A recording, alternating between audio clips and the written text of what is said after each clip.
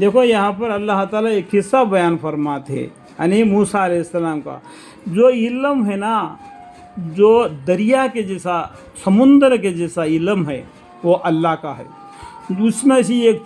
کوا جو اپنے منہ میں سے پانی پکڑتا ہے نا، لے جاتا ہے، وہ انسان کا دیا ہوا علم ہے۔ بس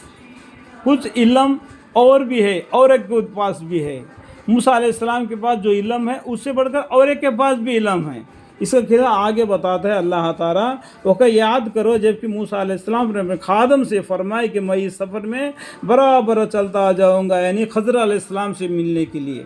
ان کے پاس وہ علم تھا، وہ سیکھنے کے لیے کہ اس موقع پر پہنچ جاؤں جہاں دو دریائیں آپس میں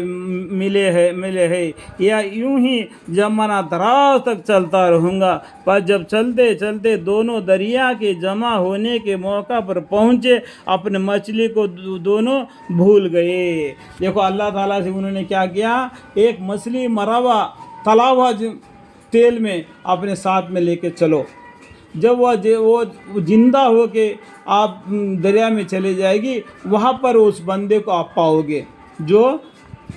علم ان کو بھید کر دیا ہوا تھا۔ اس لیے موسیٰ علیہ السلام نے سمجھتے تھے کہ میں ایک بڑا علم والا ہوں، اور توریات کو میں بغیر دیکھتے ہوئے پڑھتا ہوں، میں اللہ سے بات بھی کر سکتا ہوں۔ تو اور بھی جو علم ہے، مخفی علم، تو اللہ تعالیٰ نے اور بندے کو دیے تھے۔ موسیٰ علیہ السلام کا عجیب ہو گیا کہ اس بندے سے ملے، اس لیے وہ سفر کرتے ہوئے چلے، تو وہاں پر مچھلی ان دونوں سے بھول گئے، یعنی وہ مچھلی زندہ ہو کے وہ دریا میں چل دی۔ دیکھو بخاری شریف میں ہم دیکھیں گے کہ اس مچھلی نے کس طریقے سے چلی، جیسا کہ برف کے اوپر اگر ہم انگلی گھما کے یہ کریں گے تو اس کے نشانی پڑ جائے گی۔ جیسا وہ مچھلی جا رہی تھی، وہ پانی اوپر نیچے سے پانی چل رہا تھا، اوپر کا پانی برف کو جیسا جم گیا، جیسا مچھلی گئی تھی اس طریقے سے اس کا راستہ معلوم کر سکتا تھا، اس طریقے سے راستہ بن گیا تھا، اور اس مچھلی نے اپنی راہ لی اور چل دی۔ پھر جب دونوں وہاں سے آگے بڑھ گئے تو موسیٰ علیہ السلام نے اپنے خادم سے فرمائی کہ ہمارا ناشتہ لاؤ ہم کو تو اس سفر میں یعنی آج کے منزل میں بڑی تکلیف پہنچی۔ خادم نے کہا کہ لیجئے، دیکھیے عجیب بات ہوئی، جب ہم اس پتھر کے قریب ٹھہرے تھے سو میں اس مچھلی کے تذکرہ کو بھول گیا،